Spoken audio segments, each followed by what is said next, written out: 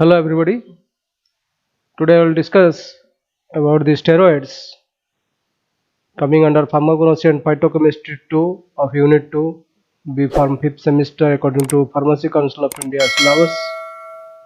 So let me start about the steroids. Steroids constitutes the natural products having steroidal skeleton, that is why they are known as steroids. These can be subclassified under phytosterol, cardiac glycosides, steroidal alkaloids, steroidal saponins, steroidal hormones. Under the steroidal hormones, so many sex hormones are coming, then vitamin D, bile acids, and anti-inflammatory drug like dexamethasone, etc. So when we see the chemistry or the structure, we will go through the structure, then we can see the steroid core structure is composed of 17 carbon atoms. 17 carbon atoms bonded in 4 fused rings. These are the 4 fused rings A, B, C and D, and 3 6-member cyclohexane ring. These are the A, B, C. These 4 are fused rings and 3 6-member. This is the 6-member cyclohexane ring ABC cyclohexane ring, and 1 5-member cyclopentane ring. This is the cyclopentane ring, D ring, that is called. And a general chemical test for steroids like Lieberman-Burchard test. Dissolve little quantity of the compound in chloroform and add equal volume of acetic anhydride to it. Add 1 to 2 drops of concentrated sulfuric acid from the side of the inclined test tube. Sap green color is produced. Sap green color means, so it is depend upon the color. Various colors are there, and within that colors, sap green color is there. It is produced, which indicates the presence of steroids. This is one of the qualitative tests. Another qualitative test, that is Salkowski reaction.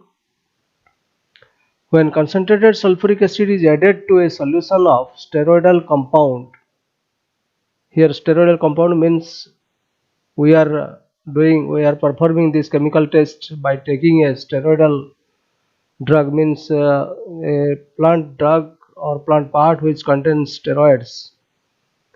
Solution of steroidal compound in chloroform, a red color is produced in the chloroform layer, which confirms the presence of steroids. This is you can say this is one of the confirmatory tests, because only if you are doing only one chemical test, then it cannot be confirmed. So another test is required to do or to perform in order to confirm the presence of steroids or any other combination of drugs or any other secondary metabolites like this.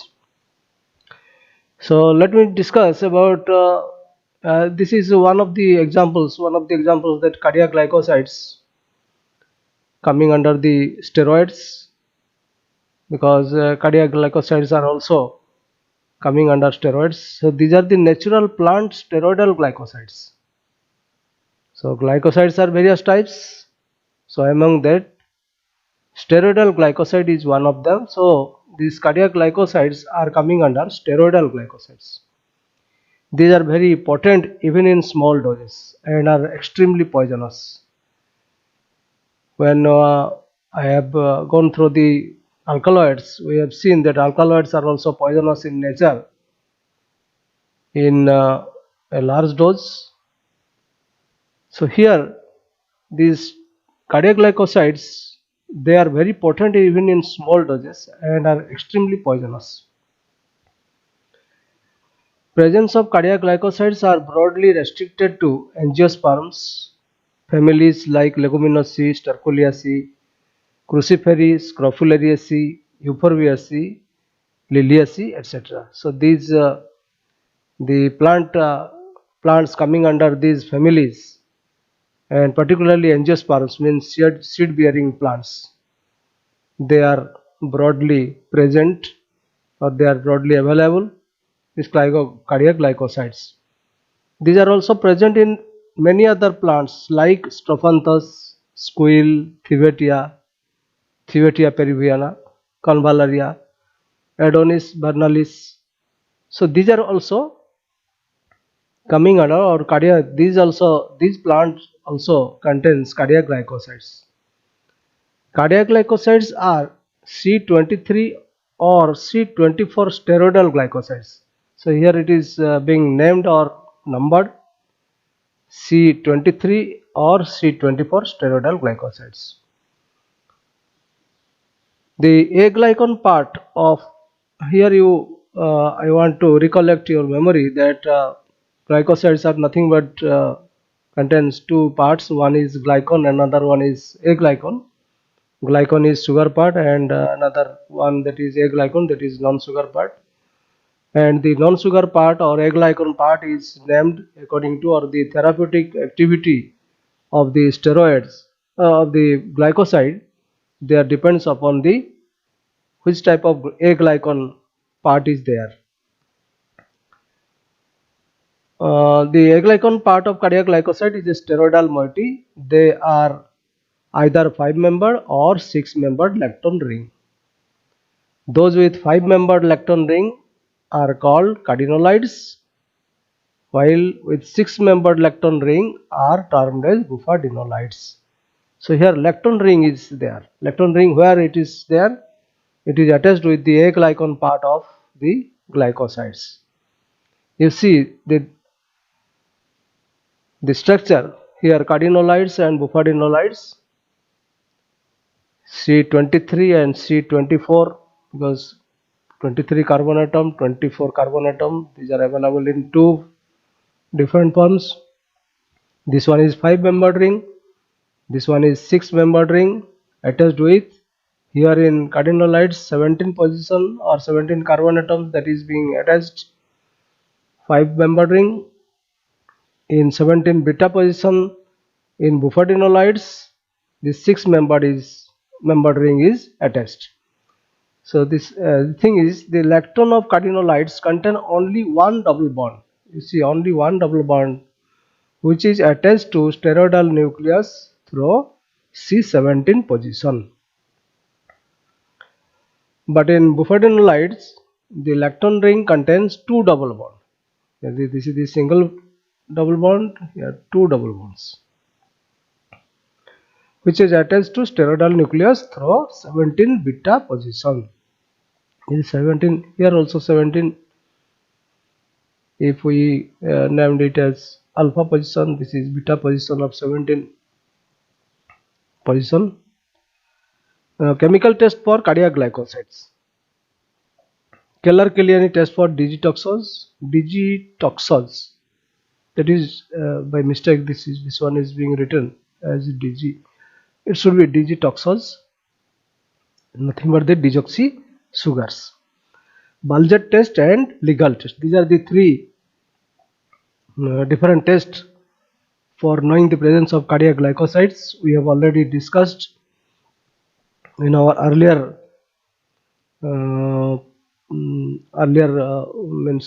slide when I discuss about the glycosides general chemical test.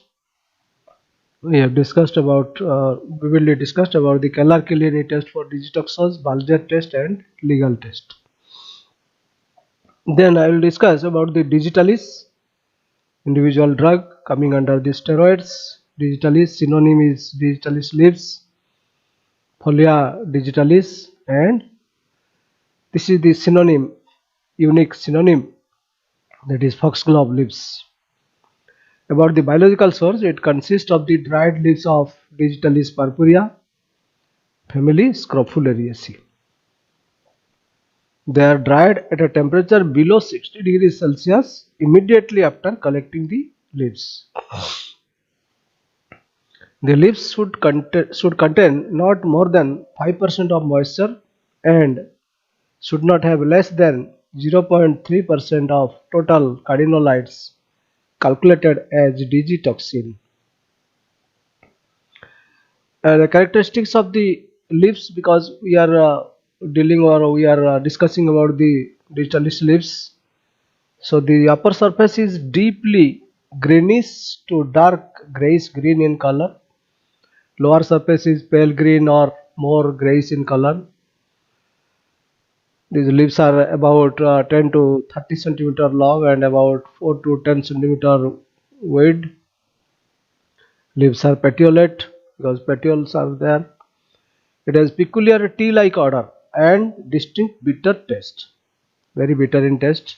Generally, the leaves are broken and crumpled because whenever these leaves are being dried, almost all digital leaves are broken or they may be crumpled. About the chemical constituents, fresh or carefully dried digitalis leaves contains a mixture of both primary and secondary cardiac glycosides. So these cardiac glycosides which is present in digitalis, they are classified into primary and secondary. That is why they contain both primary and secondary cardiac glycosides.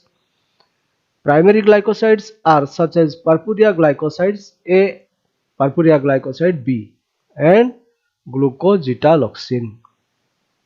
These three are there: purpurea glycoside A, purpurea glycoside B, and glucogitaloxin. Secondary glycosides like digitoxin, gitoxin, and gitaloxin. These three are present in secondary glycosides. Secondary glycosides, or here primary glycosides contain primary purpurea glycoside A, B, and glucogitaloxin. Secondary glycosides contains digitoxin, gitoxin, and gitaloxin, which are formed during drying, enzymatic or partial hydrolysis of primary glycosides. So these secondary glycosides are obtained after the enzymatic or drying or partial hydrolysis of primary glycosides. These glycosides are formed. Digitoxin 0.4 to 0.9% and gitoxin forms the major active constituents of the dried leaves. Because whenever you are collecting fresh or carefully dried and processing starts, dried leaves contains this much of digitoxin and gitoxin. And digitoxin, these are the main active constituents of the dried leaves. And digitalis also contains several other glycosides such as adenoside H, gitaloxin, verodoxin, glucoverodoxin, and additionally it contains two saponin glycosides, because I told that glycosides are various types, among them cardiac glycoside and saponin glycoside. This is saponin glycosides like digitonin and gitonin. These are the two second saponin glycosides which are also present in digitalis leaves. The products of hydrolysis of purpurea glycoside A and purpurea glycoside B, the active constituents of the drug, are as follows. Because whenever, that is by hydrolysis, enzymatic hydrolysis, or simple hydrolysis of purpurea glycoside A and purpurea glycoside B takes place, then these are the product. So from purpurea glycoside A, suppose fresh leaves are being taken by enzymatic hydrolysis, digitoxin and glucose is formed, and after simple hydrolysis, digitoxygenin plus 3 digitoxos, 3 molecule of digitoxos are obtained. Simultaneously, purpurea glycoside B, if we are taking and we know that leaves contains purpurea glycoside B, so from purpurea glycoside B by enzymatic hydrolysis formed gitoxin plus glucose. Here digitoxin plus glucose, here gitoxin plus glucose, and after plain or simple hydrolysis, digitoxygenin plus 3 molecule of digitoxos are formed. About the chemical test of digitalis, these are the three chemical tests: Keller-Killian test for digitoxos, legal test, and Baljet test. By these three chemical tests, we can be confirmed that the compound, or the we can say the leaf contains digitalis, or the leaf is digitalis leaf. Where the uses, digitalis preparations are used as cardiotonic. On the whole, if we say that is used as cardiotonics, because in various cardiac activity these used as cardiotonics in order to maintain the cardiac activity normally. Also used in congestive cardiac failure, shows slows ventricular rate. So ventricular rate, it will slow down, so that the heart will get more time for the uh, systolic activity, and shortens the length of systole. The systole length is short by slowing the ventricular rate. It has a cumulative effect in the body. This is one markable point, that it accumulates in the body whenever it is being taken and slowly eliminated. So it works more, because when it's slowly eliminated from the body, it will remain in the body for a longer time, so that its effect will be more. It acts as a diuretic due to decrease of venous blood pressure. Three allied drugs are also available. Digitalis thapsi, that is Spanish foxglove, and Digitalis lutea, European and American variety. Digitalis lanata, this is also allied drug, it is also available in India. So we can say the Indian foxglove, we can say. Next example of steroid, that is Dioscorea. Synonym is yam and rheumatism root. About the biological source, it consists of dried tubers.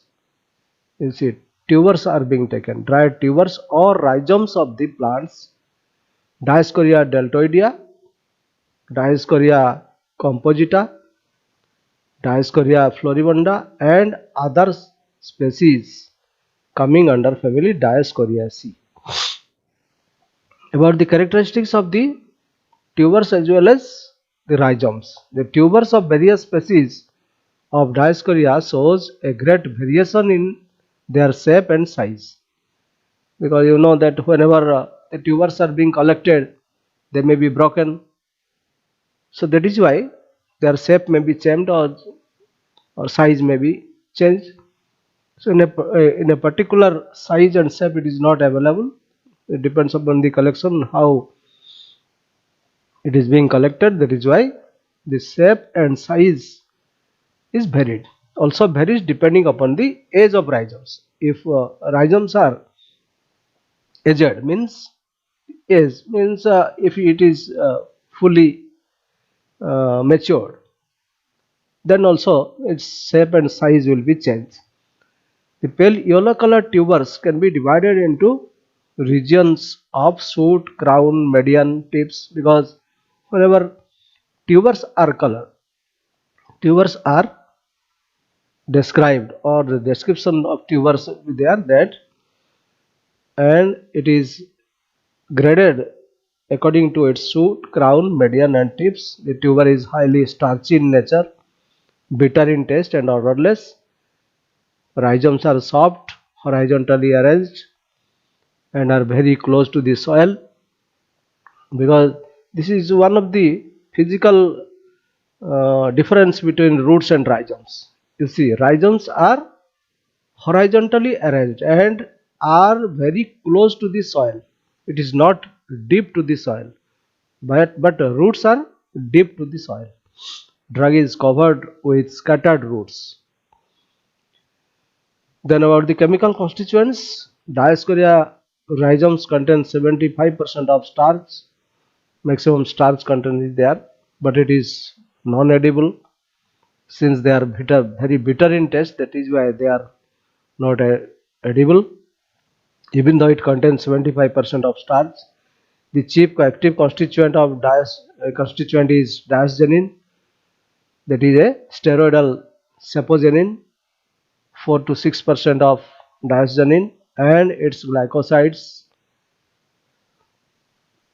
smilagenin and epismilagenin and beta isomer yamogenin.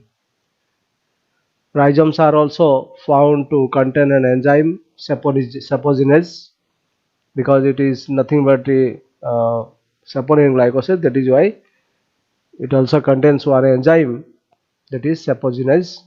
Tubers are also rich in glycosides and phenolic compounds.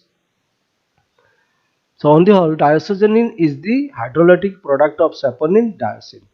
This is the precursor, you can say. This is saponin diazine. From diazine, diazoxanine is being formed by hydrolysis, and this is the active constituent of the diascoria. Diazoxanine uses, or pharmaceutically, the rhizomes are used as a rich source of diazoxanine, because diazoxanine here, it is the main active constituent. Diazoxanine is being steroidal in nature, is used as precursor for the synthesis of several corticosteroids. Here I want to tell you that diazoxanine is obtained from the hydrolysis, by the hydrolysis of, this is the saponin known as diazoxin. And diazoxanine is a rich source of resource, or it is a starting material or precursor for the synthesis of several corticosteroids, sex hormones and oral contraceptives. And particularly diascoria is used in the treatment of rheumatic arthritis. That is why in the synonym it has been said that it is nothing but the rheumatism root. Then thanks a lot for watching the video patiently.